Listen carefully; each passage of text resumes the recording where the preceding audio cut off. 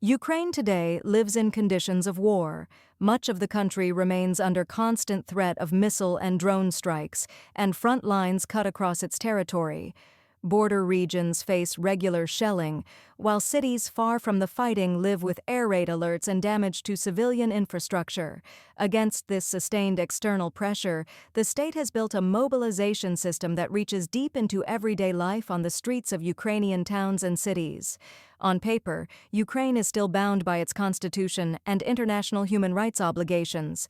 The law guarantees personal liberty, the inviolability of human dignity, and the right to freedom of movement, even though some rights may be temporarily limited under martial law.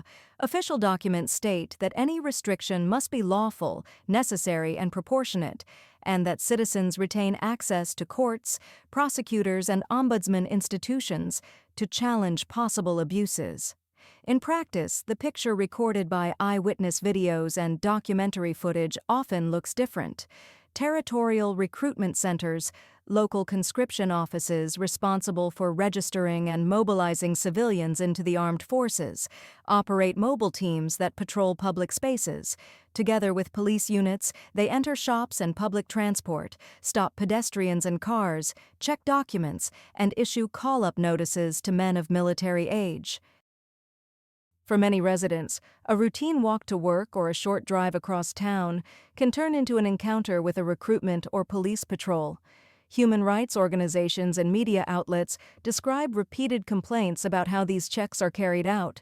In numerous recorded incidents, civilians report being taken to recruitment offices without a written summons or clear explanation, or being denied immediate access to legal assistance.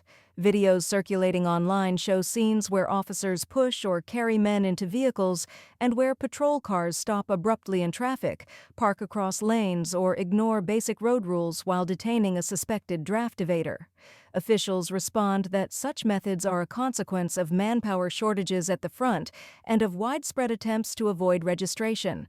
They emphasize that recruitment officers are expected to follow the law and that investigations are opened when evidence of misconduct appears.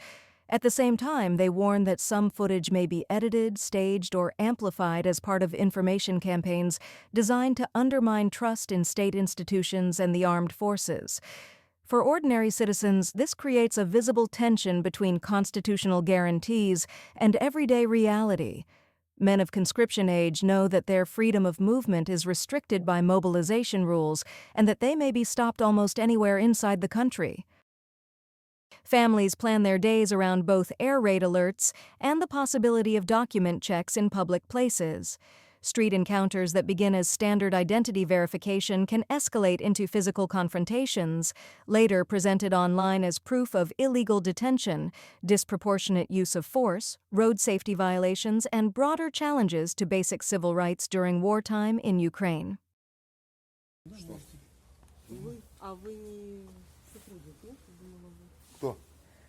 Кто-то. Самое главное? Не, обращайтесь. Не, пожалуйста. Сейчас выслушаем. Я уже сказала, это я поняла. А кому мне можно обратиться? Я настаиваю, чтобы я поговорила с тем, кто его отправил в Измаил. Пусть мне объяснит. А те, кто отправил, если не поехали? Ну как это так вообще можно? Как Хорошо, можно? Могу. А почему снимать нельзя?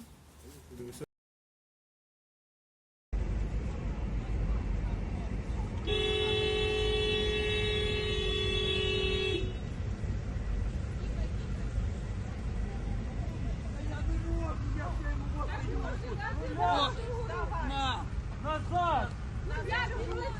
Та я впаду! Дивися, я, блядь, без штанов! Як я встану? На! Одевай! Одевай! Як я встану, я без штанов, блядь!